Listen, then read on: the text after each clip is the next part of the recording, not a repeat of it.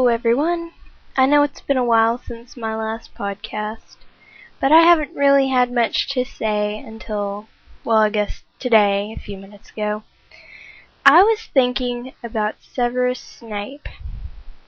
Now, if you're unfamiliar with the Harry Potter series, Severus Snape is Harry Potter's potions instructor at Hogwarts.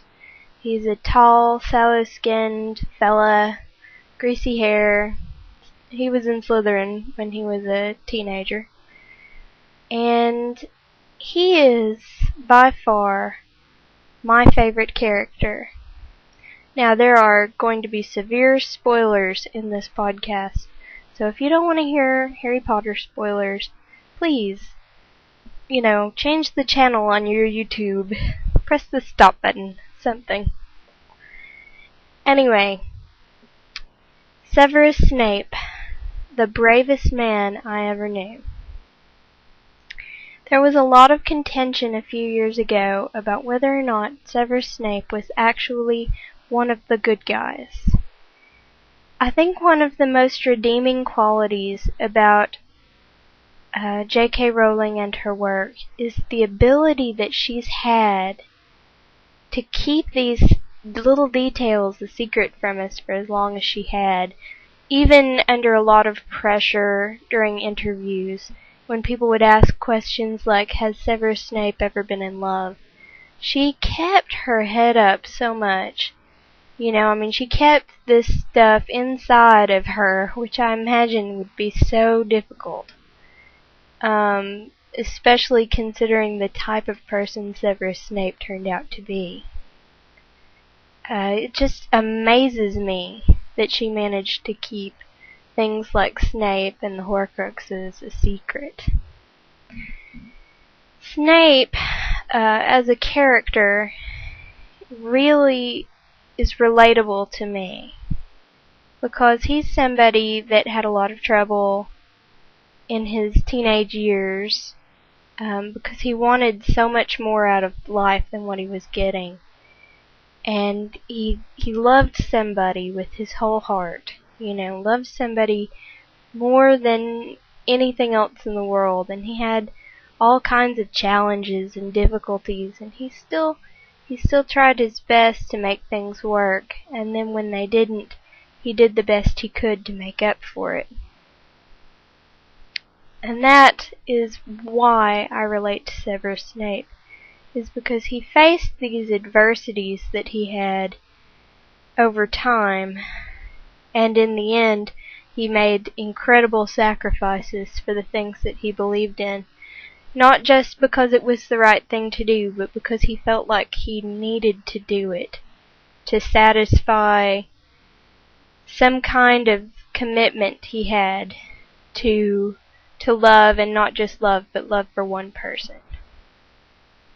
And Severus Snape, I think, is an endearing and enduring character. You see characters like Snape all the time. He kind of reminds me, he has these similarities to the Phantom of the Opera. He has a one-sided relationship. He is a teacher of a kind. He has physical qualities that others find disinteresting or even reprehensible. He believes in doing the right thing, but he does it the wrong way. And he does the wrong thing for the right reasons.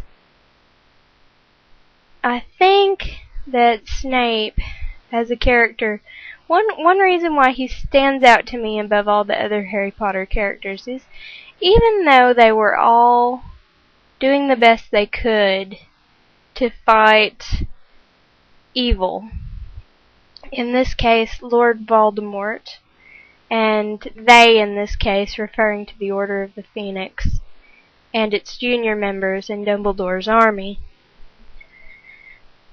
even though they were doing the best they could to fight Voldemort, none of them really had the power or the ability to do the sort of thing Snape could do. he had mastered a skill called occlumency, I think. I'm a little bad at pronouncing words that I've only ever seen on paper, but you'll have to forgive me for that. He mastered the skill called occlumency, which is the art of keeping other people out of your head, keeping your thoughts private and not allowing them to escape. So he was able to play both sides. He had both sides honestly believing, by the end, that Snape was a devoted servant of Voldemort. Ooh, I said it. The horrible, horrible, dirty word, Voldemort. Snape, being a master of potions, of occlumency, of certain forms of the dark arts, Snape was highly skilled and very useful as a spy for Dumbledore, and he was believed to be very useful as a spy for Voldemort. In fact, in the end, Voldemort believed that Snape was trustworthy enough to be running Hogwarts. And while he was doing this, even though Snape seemed harsh and all the students hated him, Snape kept the students safe from the Death Eaters inside the school by continuing to punish them with things like going out into the Forbidden Forest to work with Hagrid, instead of things like being tortured with the Crucius Curse or something similar, which is what the Death Eaters would have imposed. So even in his methods at Hogwarts, he kept the students safe. He was a brave character. He was an interesting character. He was a dimensional character. And he did it all not because he saw himself as a hero or because he believed it was necessarily even the right thing to do. He did it all because he knew that was what Lily would have wanted him to do.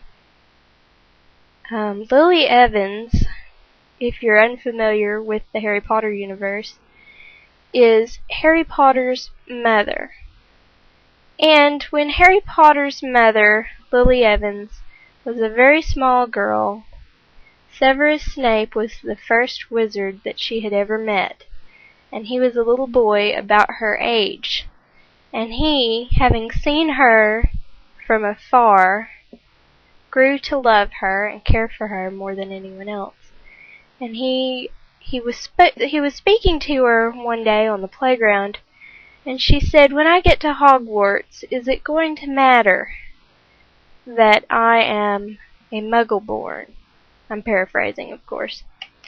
And he said, after having thought about the people he knows, the Malfoy family, who are very, very evil, wicked wizards. Well, shades of grey wizards for the most part. But, let's go with very evil, wicked wizards. He thought about it, and he said, no, it's not going to matter. He lied to her to make her feel safer and to keep her happy, because that's what he wanted. And even though James Potter, who was Harry Potter's father, even though James Potter was cruel and hateful, and even though James Potter tortured him as a young man, Snape, even though he hated this man, tried his best to save James and Harry and Lily by making an argument to Voldemort that they should be left alive. But Voldemort killed them anyway. And Snape had gone to Dumbledore to plead for Lily Evans's life. And that moment changed everything for Severus Snape. Then, over time, after Lily had died, became a warrior for good. My name is Mad Scientist, and you have been listening to my podcast.